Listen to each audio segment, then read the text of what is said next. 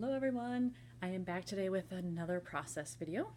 As you can see, these are pocket pages, they're 6x8. I'm continuing on with my photos of Glasgow, so that's what I have to work with here.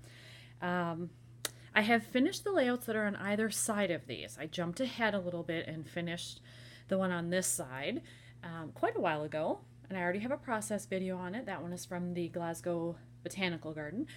But that means then that I had very little choice on the pocket style that I could use. So this is what I decided to go with.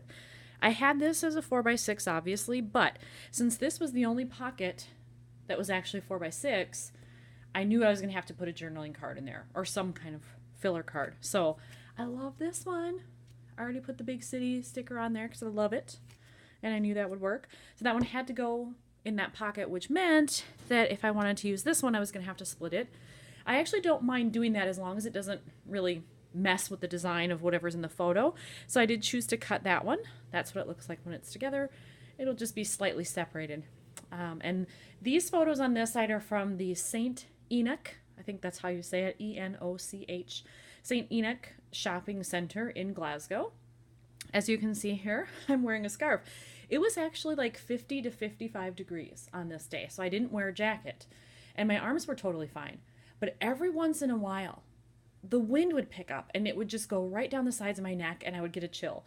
And so I said, you know what, let's get off at the next stop on the bus at this shopping center and see if I can find just a little scarf that I can wear, you know, for the day, and then I have a nice little souvenir to take home. So we went in there and I was able to find this one. The trick of it was I'm allergic to acrylic and almost every scarf that we looked at had acrylic in it until we came to this shop. So this one is lamb's wool, so I was able to buy that, and I have part of the receipt here from the shop. And then this came with it, even though I bought it in Glasgow. It's actually the Edinburgh brand. And I want to keep this in there because not only is it the little tag, but it has this cool little thing on the end that is so scrap worthy. I think it's kind of hard to see it in this light, but it says special edition all around the outside. That's what's in the gold. And then in the middle there, let's see if I can get it to focus. Maybe. It's a thistle, which if you've watched any of my other videos, did my camera go out there for a second? I think maybe it did. In any case, the middle part is a thistle, which is kind of like the national symbol of Scotland. And so I thought, okay, well, I really want to keep it then and include it in here. The only problem is it's going to be kind of bulky to fit it on the card and then get this to stay down somehow. So I have to kind of experiment with that. On this side, these are just more random things from around Glasgow. This was just a church we saw from the bus that I thought looked cool. This is where I want to do my journaling, and the blue here just happens to match. And then that filler card there. So this is where I'm starting today. So as I'm working on this card and getting this tag on there, I made a little adjustment. I cut a little bit off of the top of the receipt so it would just position itself a little bit better there. And then I cut a little bit more off the bottom of the tag here. So I think, I've already adhered this, but I think I'm going to put this slightly off so it won't be perfectly symmetrical there, but that's fine. I like it a little tilted. And then I think I'm going to wind this like this so that you can still see all the wording on everything. You'll still get to see the little thistle symbol. And then somehow I need to kind of get that ribbon down. Now, to adhere this, I know I'm going to use red line tape on the back because it is a thicker, I guess it maybe is cardstock, but it's pretty thick. So in order to make sure it stays down, I'm going to use red line tape, which I have.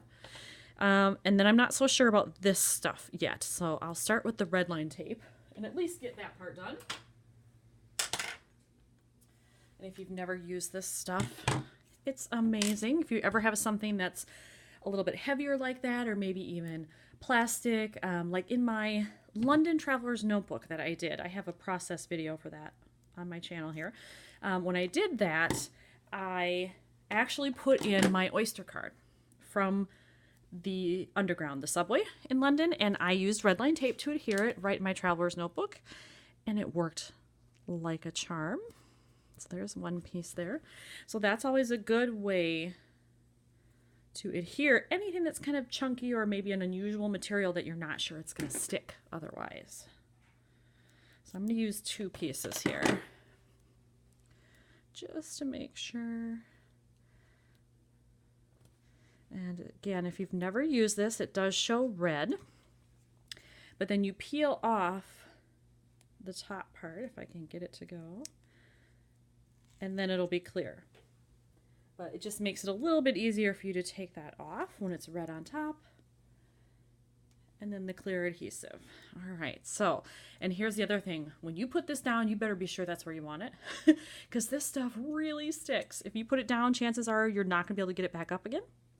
So make sure on placement. So before I do it, see here, I kind of want this tilted a little, and then I want this like so, something like that. So I think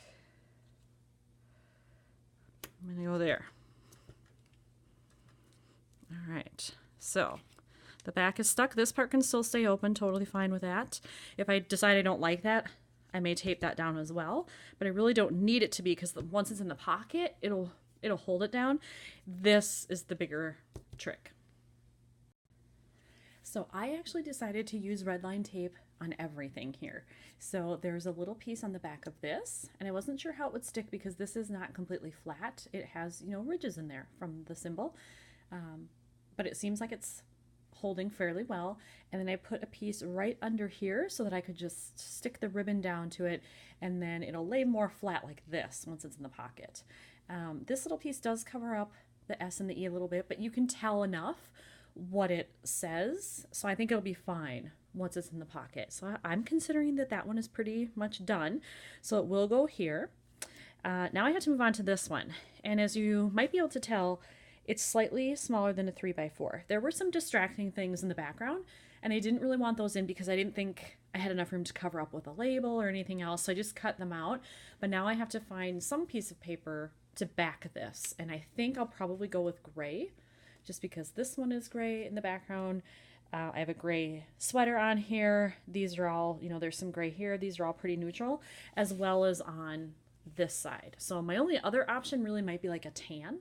A caramel or tan, because this picture, if I can get a hold of it here, because this picture has those brown elements, but I'm not sure, so I'm gonna go dig through my stash and see what I find.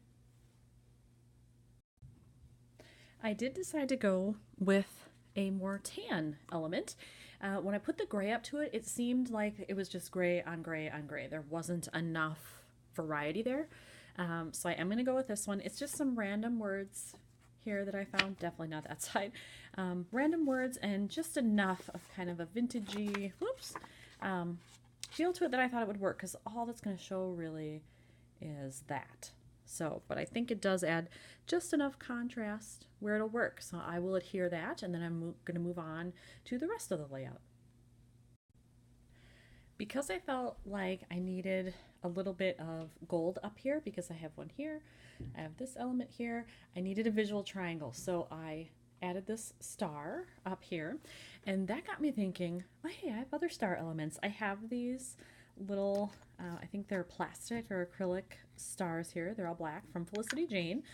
They come in various sizes. I think I'm going to add some just to bring in the black that's in here a little bit more, and then the star, and it'll add a little bit more color up here, and I think it'll just make it look a little more fun and cohesive. So I'm going to add those, and then I'll be back. I did add stars to those other elements, but they're drying right now, so we're going to let that dry. While that is drying, I'm going to move on to this pocket. This is going to be the top, but I've decided to do a flip on this one, so I think this will be the top. Flip up and we'll get the church, which is actually the second part of this one. If I can get it here, careful because it's dry, so you can kind of see they look similar. So this part is this right here, so I'm facing it here, and then this one is just kind of over to the side here, so I'm gonna put that one in there. And then I have a police box that matches with everything because it's blue. So it'll be like this. It'll flip up and you'll see that. So I'm going to go get my little flip that I need so that I can attach it. Normally when I do a flip and it's on the upper part, I'll attach it up here so it'll flip up. But because I've got this picture over here, which has those stars on it. I'm a little nervous about being able to slide that into that pocket because these little flips are slightly wider than the actual pocket, and I don't want any trouble trying to slide this in there and have these catch and fall off or something. So I don't want to mess with that. So I think I'm going to do this one so that it actually flips down. And I've already set it up that way. So it should be fairly easy to do here. So we just want to make sure that everything is in there the way that I want. These look good. And then it's going to go right here. So I just want to straighten these a little bit.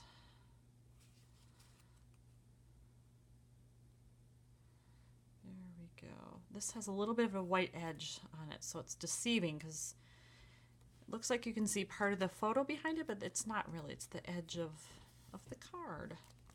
All right, so make sure that I've got it the way I want. It'll look like that. All right, so I'm going to take off the adhesive here. And then get it into the correct position. Yeah, you can see it overlaps just a hair on both sides, the width part. All right. There, whoops, there we go. So then it'll go like that. I'm still able to get the card in here because I do have the pocket is open, so that's not a concern.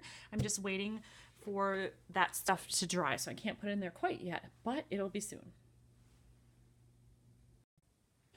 Because when I was gluing these down, I globbed on a little too much glue on this one. It's kind of hard to see here, but you can see it right there, peeking out a little bit, and it isn't totally dry yet. When it's totally dry, that will be clear, so it won't be as noticeable. But for now, that tells me it's not totally dry. But I want to get this layout and the video completed, so I'm just going to leave it on top of the pocket here so that you get an idea of what it's going to look like. So this will be the finished spread. So the split photo up top, these two in the pockets below. Just to be sure this one's dry, I'm not slipping this in the pocket quite yet either. But that's where it'll go. So that'll be the left side. My right side is here with the completed flip. So with that, this layout is done. Thanks for watching, everybody.